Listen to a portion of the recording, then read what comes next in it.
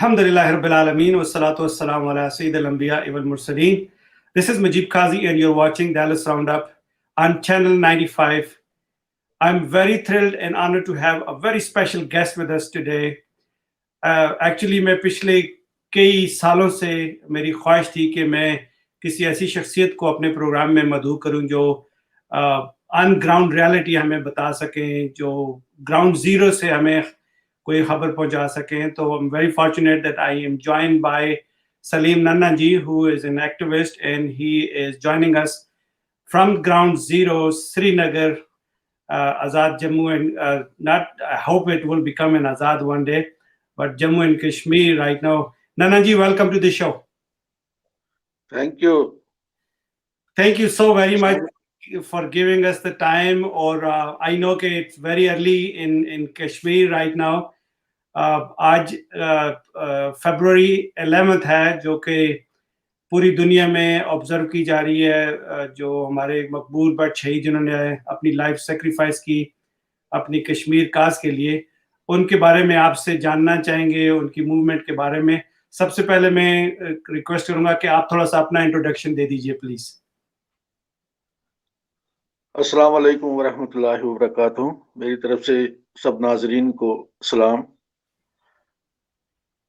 क्योंकि मेरा नाम मोहम्मद रफ़ी है और लोग मुझे सलीम नाना जी के नाम से जानते हैं.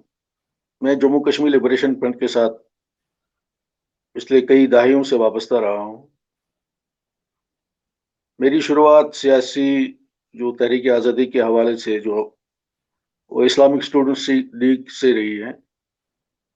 1987 में मैं पहली बार जेल गया. उसके बाद फिर जम्मू कश्मीर लिबरेशन फ्रंट ने अस्करी दौर यहाँ पे शुरू किया, जिसमें अल्लाह का करम था कि हर अव्वल दस्ते के साथ मैं शामिल रहा. उसके बाद 91 में मैं जेल गया. तो उसके बाद ये सिलसिला चलता ही रहा. क्योंकि आजकल मैं कश्मीर डायस्पोरा का एक फोरम है, कश्मीर ग्लोबल काउंसिल, उसका मेंबर हूँ, जिनकी ये ख्वाहिश रहती है कि इंडिजिनसली जो ये कश्मीर काज है, कश्मीर की मिजरीज है, इसको दुनिया तक पहुंचाएं. तो इस ज़मन में हम अपनी यहाँ कोशिश करते रहते हैं कि ये जो 1947 से जो कश्मीरी लोग एक तो बांट दिए गए हैं, दूसरा ये है कि गुलामी की दलदल में और फिर ज्यादतियों के शिकार हो रहे हैं. दुनिया की सबसे ज्यादा कंसंट्रेशन यहाँ जम्मू कश्मीर में है, फौजी कंसंट्रेशन. तो ये सबको मिला के यहाँ पे हमारी यही कोशिश रहती है कि किस तरह से हम दुनिया की जो बाकी अक़वाम है, दुनिया की जो बाकी कौमें हैं, जिस तरह से वो आज़ाद फिजा में दुनिया के साथ शाना बशाना चल के तरक्की की राह पे गामजन हो, हम भी चाहते हैं कि बहज़त एक कौम हमें तस्लीम किया जाए और हमें भी वो मौक़े फराहम किए जाए जिस तरह से दुनिया की बाकी आज़ाद कौमों को फराहम की जा रही है. तो ये इस ज़मन में हमारी जदोजहद जारी है इंशाअल्लाह अभी तक. अल्लाह ताला आपको कामयाबी अता फरमाए. और आप चूँकि बिल्कुल हर दस्ते अव्वल जो है वहाँ पे कश्मीर में अपनी आज़ादी की जंग लड़ रहे हैं इस वक्त हर फोरम पे.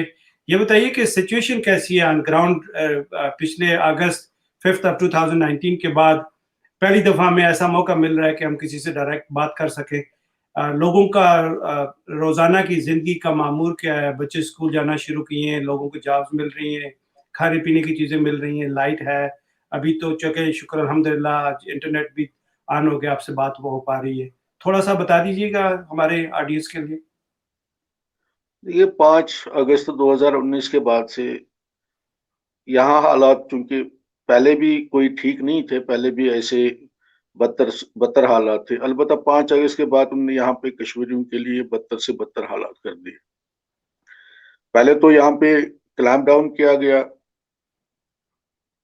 लोगों को मैसूर किया गया, हर घर के बाहर फौजी रखे गए. ایک فوجی آپریشن کے ذریعے انہوں نے یہاں پہ آرٹیکل 370 کو ختم کیا، 35A کو ختم کیا. تو اس کے بعد سے انٹرنیٹ، ٹیلی فون کی سہولتیں، یہاں تک کہ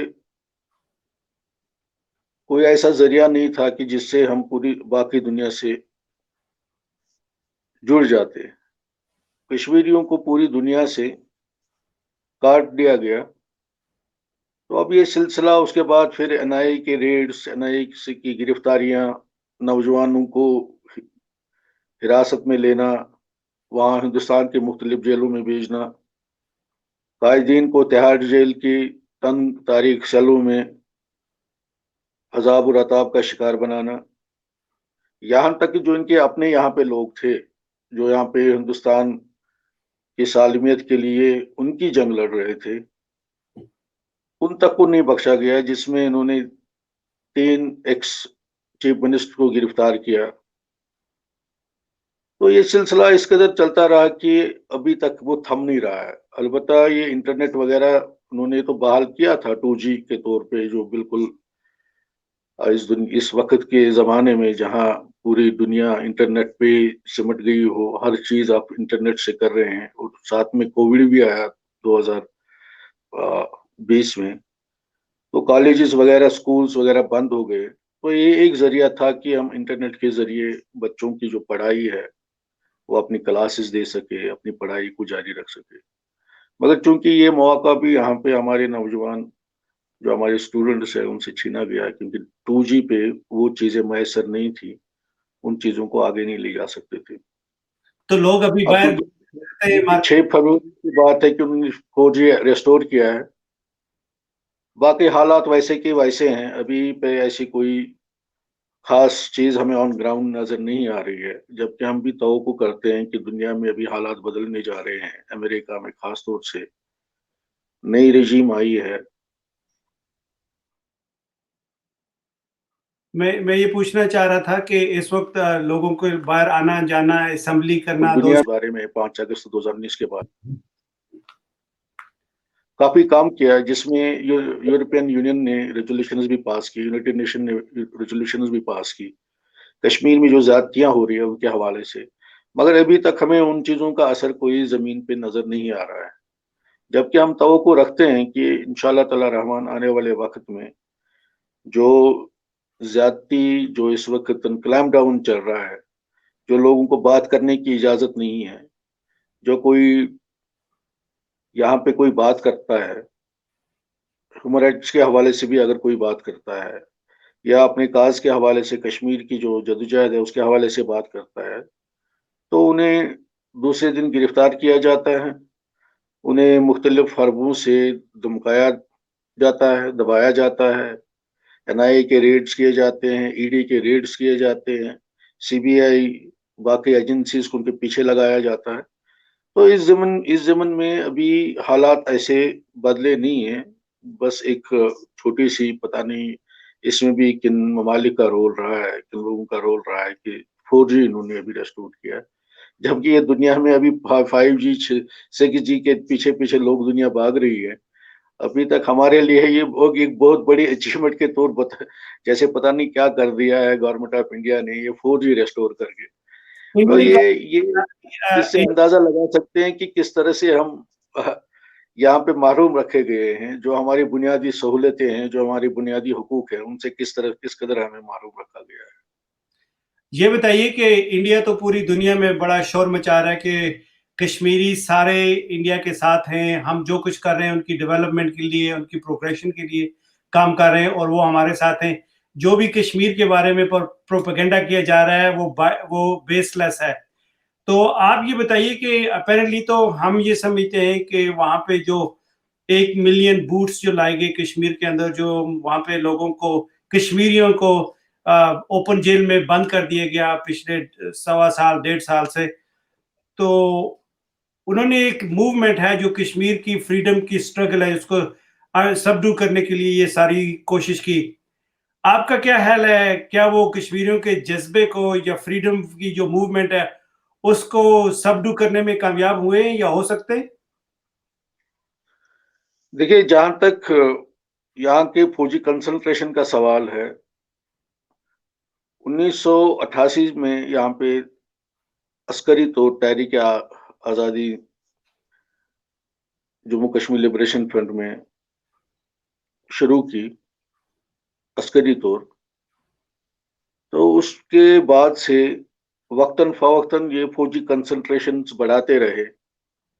इन्होंने काफ़ी हरबे इस्तेमाल किए, ऑपरेशन टाइगर किया, ऑपरेशन क्लीन आउट किया। ऐसे ऐसे ऑपरेशन उनने यहाँ पे शुरू किए, क्रैकडाउन्स किए, लोगों को घरों से बाहर निकालना, उनकी परेड करना फौजियों के सामने, उनको उनकी खवातीन के साथ दस्तदराजी करना, उनके घरों को तहस नहस करना, तोड़ फोड़ करना। तो ये सिलसिला 1990 से चलता आ रहा है।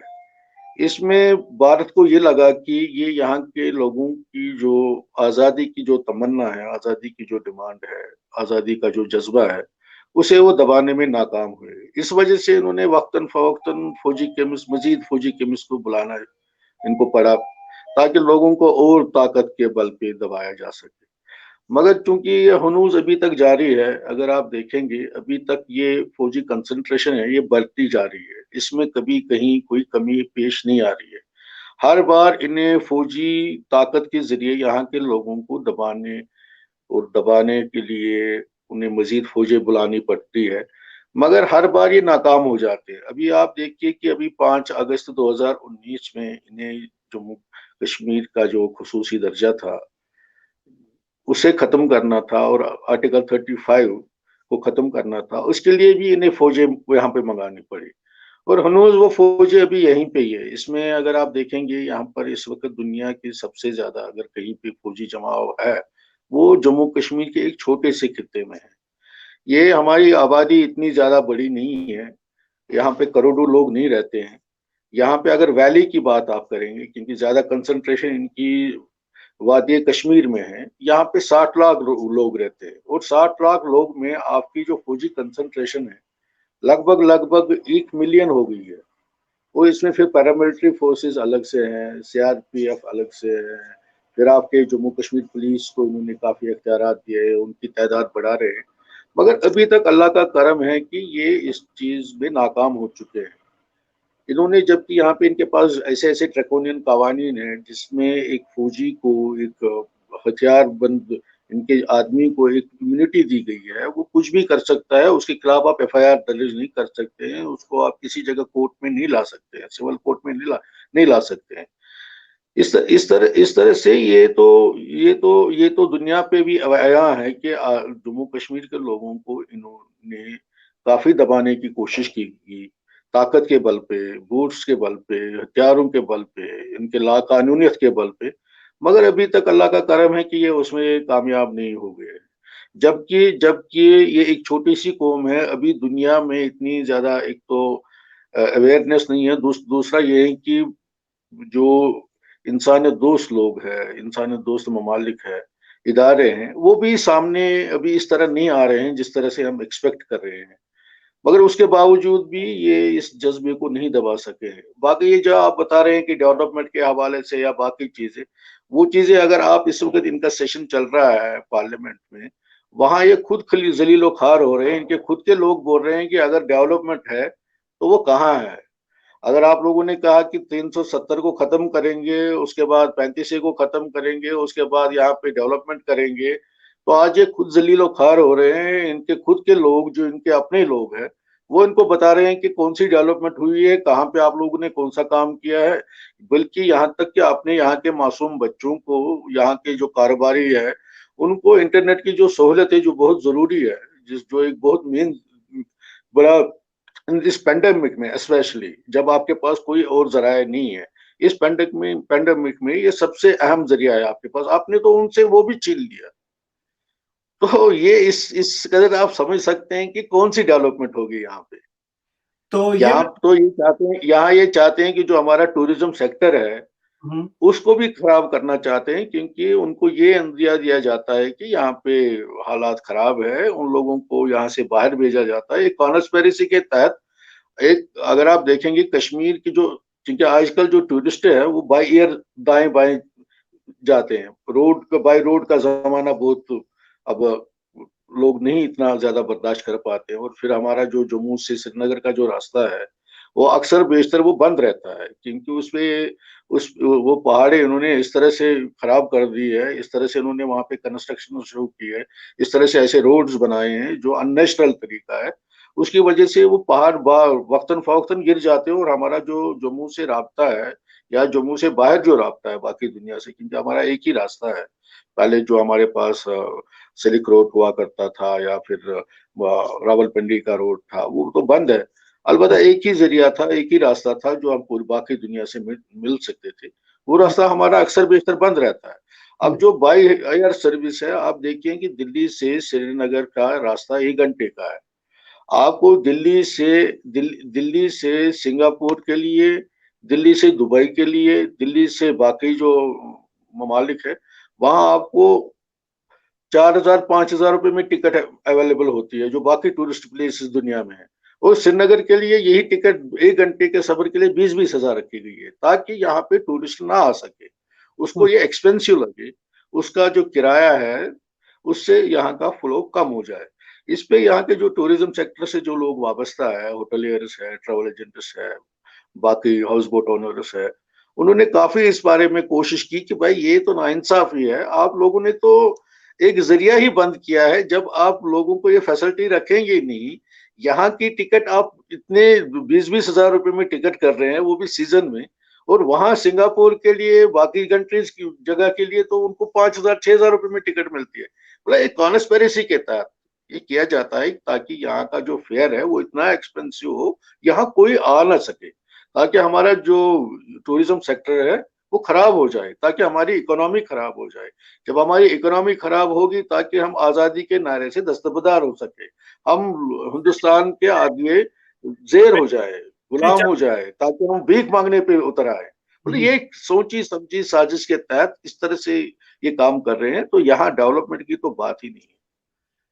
یہ بتائیے کہ آئینوں کے غلاموں کی طرح ٹریٹ کیا جا رہا ہے، وہاں پہ بچے اسکول نہیں جا پا رہے، ہاسپٹل پہ ٹریٹمنٹ نہیں مل رہی، کووڈ کی وجہ سے پریشانی ہے، سردیوں کا موسم ہے، ٹرانسپورٹیشن کا مسئلہ ہے، آن ٹاپ آف دیٹ اتنے فوجی آئے ہوئے ہیں۔ آپ کو بات دی ابھی پچھلی ریسنٹلی ہم نے دیکھا کہ 3 نوجوانوں کو جو ڈیلی ویجز کے لیے آئے ہوئے تھے ان کو مار دیا، ایک جیلی قسم کا ڈرامہ آرکسٹریٹ کر کے وہاں پہ مروا دیا جاتا ہے۔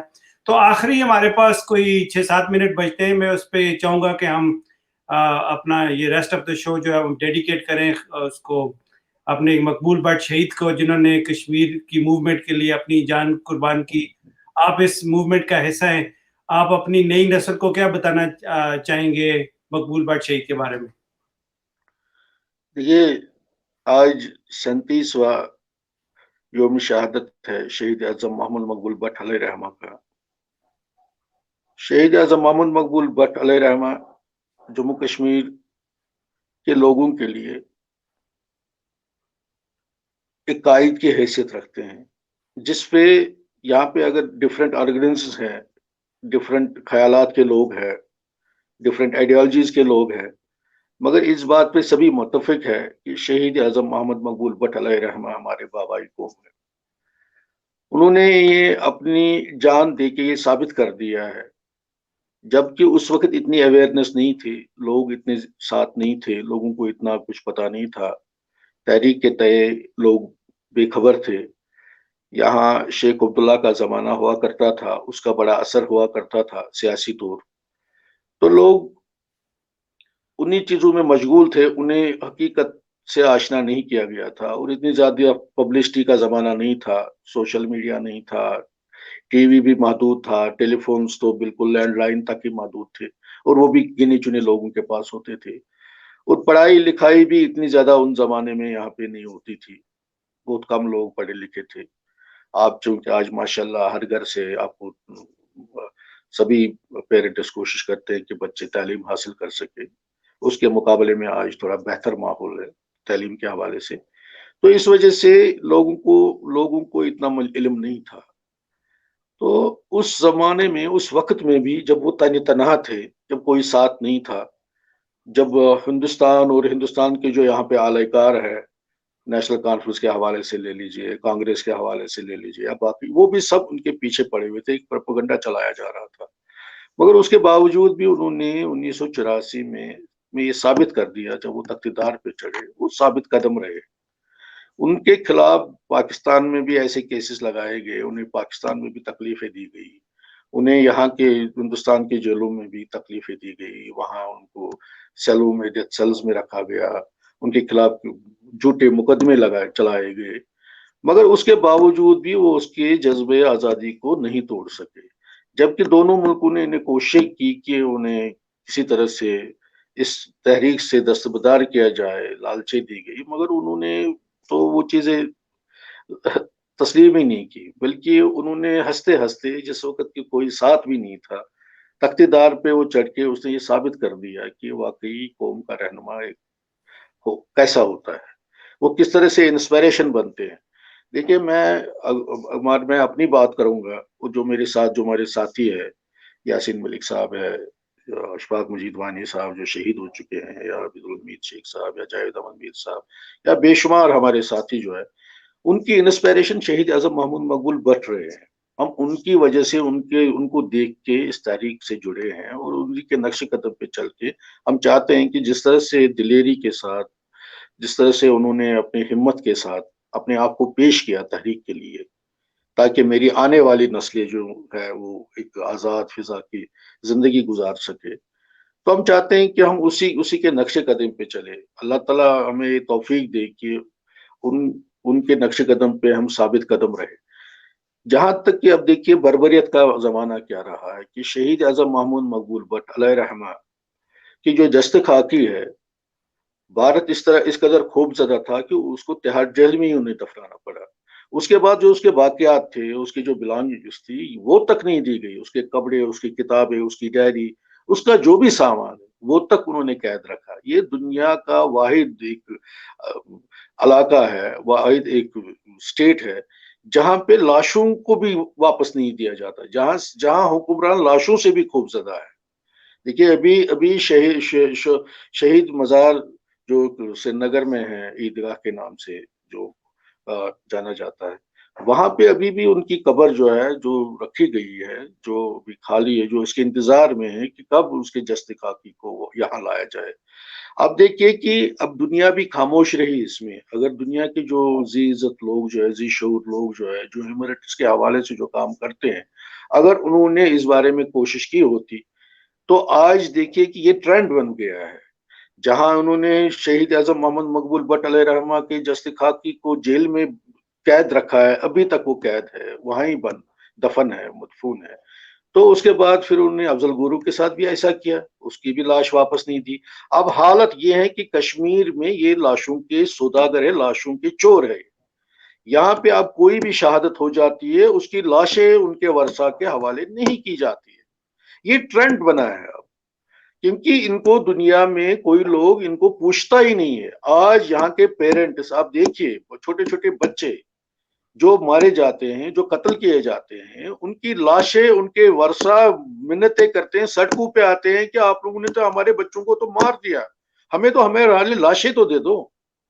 اب حد یہ ہے کہ یہاں جہاں ابھی راجوری میں جس کا آپ ذکر فرما رہے تھے، ابھی 3 نوجوان تھے جو مزدوری کے لیے بیچارے آ رہے تھے، اور ایک کیپٹن نے، اور اس کے ساتھ میں خالی کیپٹن نہیں ہوگا، کیپٹن تو سر اب تو چونکہ ایکسپوز ہو گیا، یہ پولیس نے خود کیس فائل کیا ہے، اس کے ساتھ میں پتہ نہیں اور کتنے ہاتھ ہوں گے جن کو بچایا گیا ہے، جو ہاتھ ہمارے نظر میں نہیں آ رہے ہیں، یا جن کو انہوں نے بالکل تاکہ ایک کیپٹن کو آگے لگا کے اپنی کھپت بچانے کے لیے ان کو چھپایا ہے. اور بھی بہت سارے لوگ ہوں گے اس میں، اگر اس دیانتداری سے اس پہ انویسٹیگیشن کیا جائے. کیا انہوں نے ایک ڈرامہ کیا ہے، 3 بچوں کو لایا، قتل کیا، ہتھیار بھی خود ہی ارینج کیے، اس کے بعد ان کی لاشیں تک نہیں دے رہے تھے ان کے گھر والوں کو، جبکہ وہ رو رو کے راجوری سے آ رہے تھے، راجوری کے رہنے والے ہیں. جموں پروونس جو ہے، وہاں ایک راجوری بہت فیمس جگہ ہے، ڈسٹرکٹ ہے. تو اس کے بعد جب وہ رونے پہ آ گئے، جب انہوں نے اسٹیبلش کیا، پھر جا کے ان کی لاشیں ان کے ورثاء کے حوالے کی گئی. ابھی یہاں پہ 3 بچے، اور ریسنٹلی کی بات ہے، یہاں ایچ ایم ٹی سائڈ میں 3 بچے، وہ ان کے پیرنٹس کا کہنا ہے کہ وہ پڑھنے کے لیے یونیورسٹی جا رہے تھے، اس کے بعد سری نگر تک ان کا رابطہ تھا، اس کے بعد ان کا رابطہ ٹوٹ گیا. गवर्नमेंट का कहना है, पुलिस का ये कहना है कि नहीं जी ये एनकाउंटर में मारे गए हैं। अभी तक उनके पेरेंट्स वो गुहार लगा रहे हैं, जबकि छोटे छोटे बच्चे हैं, वो नौजवान बच्चे हैं, यूनिवर्सिटी जा रहे थे, कोई उनका ट्रैक रिकॉर्ड नहीं है, पुलिस में कोई एफआईआर नहीं है, पुलिस में कोई ऐसी रिपोर्ट नहीं है, इलाके में कोई उनको इस तरह से कभी वो कोई इन्वॉल्वमेंट नहीं रही है, कभी वो पुलिस स्टेशन में तक गिरफ्तार नहीं किए गए, कभी कोई इन्वॉल्वमेंट नहीं रही है। उसके बावजूद भी अभी तक उनके पेरेंट्स उनकी लाशों को लेके रो रहे हैं। हालत ये है कि हिंदुस्तान जो है अब ये लाशों का चोर बन गया है। अब ये लाशें छीन रहा है हमारे बच्चों की, हमारे नौजवान नस्ल की ये लाशें। अब इस कदर जुल्म है, एक तो कत्ल कर रहे हैं, दूसरा जबकि ये इंटरनेशनल कॉवेनेंट के हिसाब से अगर देखा जाए ये तो सिग्नेटरी है। लाश के साथ अगर आप दुश्मन के साथ भी एक जंग में भी है, दो मुल्क अगर आप जंग लड़ रहे हैं, आप तो लाश के साथ उसके साथ ज्यादती नहीं कर सकते, आपको उसको रेस्पेक्ट देना है, आपके उसके रिलीजियस लवाजमात है उनको पूरा करना है। मगर हिंदुस्तान तो हर दर में, हिंदुस्तान को तो नशे में पता नहीं दिख नहीं रहा है। फासिस्ट रजीम्स ऐसे ही है जो यहाँ की लाशों तक को खा रहे हैं। ये इससे बढ़कर जुल्म क्या हो सकता है। सलीम रायन जी आपका बहुत शुक्रिया। महमूद मकबूल भट्ट अलैहिर्रहमा, वो तो हमारे इस कौम की पूरी इंस्पिरेशन है, हम उसके जज्बे को सलाम पेश करते हैं और इंशाल्लाह ताला रहमान एक वक्त आएगा उनके कुर्बानी के तुफैल ये कौम इंशाल्लाह ताला रहमान आज़ाद जरूर होगी और हमें इस पे पूरा यकीन है। बहुत शुक्रिया। ख़वातीन और हज़रात, आपने देखा कि इस वक्त जो कश्मीर में ग्राउंड रियलिटी क्या है, जो भी बाहर प्रोपेगेंडा किया जा रहा है न्यूज़पेपर्स में, सोशल मीडिया पे या फिर मेन स्ट्रीम मीडिया पे ये बताया जा रहा है कश्मीर में किसी किस्म की कोई डेवलपमेंट हो रही है, लोगों की ज़िंदगी बेहतर हो रही है, ऐसा बिल्कुल ऑन ग्राउंड कुछ नहीं है। ये आपने इंटरनेट की भी सिचुएशन देख ली है कि we were having very difficult time कि हम एक दूसरे से कम्युनिकेट कर सके। बहरहाल जितना भी हमें थोड़ी सी स्ट्रीमिंग मिली, अल्हम्दुलिल्लाह वी आर ग्रेटफुल कि at least we were able to establish contact with our एक्वेंट्स in the Srinagar. जो जुल्म बर्बरियत और बर्बरियत का बाजार इंडिया ने गर्म कर रखा है, एक दिन आएगा कि ये सब खत्म हो जाना है और इंशाल्लाह कश्मीरियों को उनकी कुर्बानी का, मकबूल भट्ट शहीद की कुर्बानी का सिला उनको मिलना है, वो आज़ादी की सूरत में उनको मिल के रहेगा। हम सब मिल के दुआ गो भी हैं, हमारी सपोर्ट भी है और इंशाल्लाह हम वापस आएंगे सलीम साहब के साथ और सेशन में भी इस मौजू पे बात करेंगे। आप हमें update keep on giving us update on Kashmir realities, what's happening on the ground. Ladies and gentlemen, take good care of yourself. Keep Kashmiris in your dua. Until next time, Assalamu alaikum wa rahmatullahi wa barakatuh.